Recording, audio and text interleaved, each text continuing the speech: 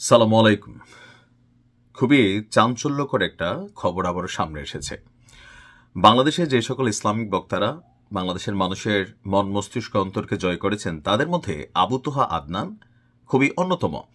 তবে তার ব্যক্তি জীবনে, তার বিয়ে, তার সংসার, তারপর হচ্ছে পরকীয়া, এই বিষয়গুলোকে নিয়ে সোশ্যাল মিডিয়াতে গেল মাসখানেক আগে তার যে দ্বিতীয় বা তৃতীয় স্ত্রী সাবিকুন নাহার, তিনি আপনার একটা বড় ধরনের নাড়া দিয়েছিলেন।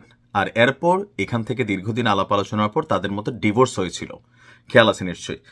তো এরই মাঝখানে খবর আসছে যে আবু তোহা আদনান তিনি আবারও বিয়ে করেছেন। তো জনমনে কল্পনা যেটা, যে যেই মেয়েকে ঘিরে আবু তোহা আদনানের সেই 10-12 বছর আগরের যেই গার্লফ্রেন্ডকে ঘিরে, বা তার যেই ইসলামিক দাওয়া সেন্টার আছে ওইখানে ওই মহিলা নিয়মিত আসতো যাইতো, আবু তোহা আদনান হাসতো। সাবিকুন নাহার কিন্তু এরকম একটা ভিডিও প্রকাশ করেছিলেন, খেয়াল আছে তো আপনাদের?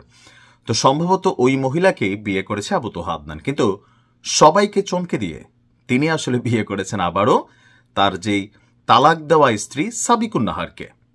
এখন ইসলামী কি এই বিয়েটা জায়েজ? অনেকে এটা জানেন না, আবার অনেকে জানেন যে হিল্লা বিয়ে করছে কিনা, এই না কিনা, সেই না কিনা, সেটা নিয়ে শেষে বলছি কেন ইসলামে জায়েজ। তো গত 21শে অক্টোবর তাদের মধ্যে সংসারের বিবাহ বিচ্ছেদ ঘটে। 21শে অক্টোবর থেকে 21শে নভেম্বর, তারপর হচ্ছে ডিসেম্বরের আজকে 3 তারিখ, অর্থাৎ 43 দিনের মাথায় আবারও তারা বিবাহ বন্ধনে আবদ্ধ হয়েছেন। আর এই তথ্য আপনার জানিয়েছেন ওনার দ্বিতীয় স্ত্রী সাবিকুন নাহার। তিনি একটি স্ট্যাটাস দিয়েছেন যে Sabikun Nahar Sara got married with Abu Toha Adnan. দুনিয়াটা ক্ষণস্থায়ী, পুরোদস্তর ধোকা, নিখাত এক প্রতারণা। কতদিনই আর বাঁচবো আমরা এই দুনিয়ায়, অনন্ত পরকালের চুলছেরা আর চিরস্থায়ী জান্নাতের সাফল্যই যে সম্ভব। মানে ওনারা আবার এই ধরনের লেখাটেকি লেখেন মানে ইসলামিক ধারাভাষ্যে, কিন্তু কাজ করেন আমজনতার মতনই। তো যাই হোক, তারপরে এখানে যেই বিষয়টা হচ্ছে আমার কাছে ভালো লাগছে এই জায়গাটায়, যে তাদের কিন্তু একটা সন্তান আছে। এই সন্তানটাই আসলে এখানে মেইন ফ্যাক্ট।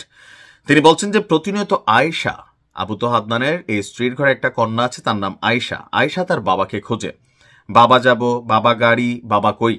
শব্দগুলোর ওজন ওঠানোর কোনো পরিমাপ মহাবিশ্বে নেই। ওসমানও মাকে পাচ্ছে না। ওসমানের সামনে অন্যরা তাদের মায়ের নিকট আম্মু বলে ছুটে যাচ্ছে। অন্যদিকে নির্লিপ্ত চাহনিতে ওসমানের প্রশ্ন তার আম্মুর কাছে কখন নিয়ে যাবে। সম্ভবত তার ঘরে 2টা সন্তান কিনা জানি না, একটা হয়তো তার কাছে আর একটা ওনার কাছে। তো বলছে যে আমাদের ভুল ছিল, কিছু ভুল বুঝেছি, বোঝানো হয়েছে। ওসমানের বাবার প্রতি প্রগাঢ় মহাব্বত থেকে অস্থির হয়েছি, রাগ জেদ সীমালঙ্ঘন হয়ে গেছে। সাথে মানুষ এবং জিন শয়তান বিচ্ছেদের জাদু কি না ছিল। তো আমাদের ভাগ্যে এভাবেই লেখা ছিল। তকদিরের চেয়ে অনেক বড়রা অসহায় ছিলেন। লম্বা চূড়া, তারপর ইসলামিক ডায়লগ দিয়েছেন। তারপর তোমাকেই ভালোবাসি, জানি তোমাকে প্রচন্ড কষ্ট দিয়েছি, ভুল বুঝেছ, সম্মানহানি হয়েছে। যাই হোক, লম্বা চূড়ে স্টেটাস। মূল কথা হচ্ছে তাদের মধ্যে আবারও সংসারটা জোড়া লাগছে, এটার জন্য আমি ধন্যবাদ দেই। এখন আসেন ইসলামে আমরা ওই যে হিল্লা বিয়ের কথা বলি। আপনি বিবাহ বিচ্ছেদ করার পরে ইদ্যৎকালের 3টা মাস, অর্থাৎ 3 মাস পর্যন্ত যদি রাগের বসে, জেদের বসে আপনি তালাক দেনও, তাহলে আপনি সেই স্ত্রীকে অথবা স্বামীকে পুনরায় বিবাহ করতে পারবেন, যদি এর মাঝখানে তারা কেউ বিয়ে করে না ফেলে।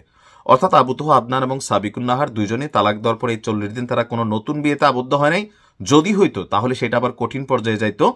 বাট রাইট নাও এখন তারা 90 দিনের মধ্যে চাইলেই কিন্তু আসলে বিবাহ করা যায়। তো দিন শেষে ধন্যবাদ। একটা সংসার ভাঙা খুবই সোজা, বাট এটাকে টিকানো কঠিন। আশা করি তাদের মধ্যে ভুল বোঝাবুঝিগুলি কেটে যাবে, সংসার সুখের হোক। আসসালামু আলাইকুম।